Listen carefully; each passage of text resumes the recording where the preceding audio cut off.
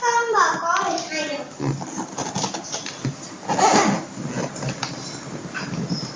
Đúng rồi.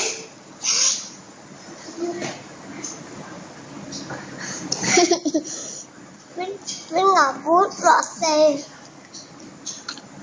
Vĩnh Ngọc chưa ngồi đâu. Chứ đừng đi được chưa? Chưa. Vĩnh Ngọc giờ mua xe tập. Vĩnh Ngọc mua xe tập đi giống như gấu ấy. Vĩnh Ngọc tập đi. Gấu á? Gấu ở đâu? Gấu ở cái bên kia kìa. Bây giờ người ta quen gọi là gấu rồi.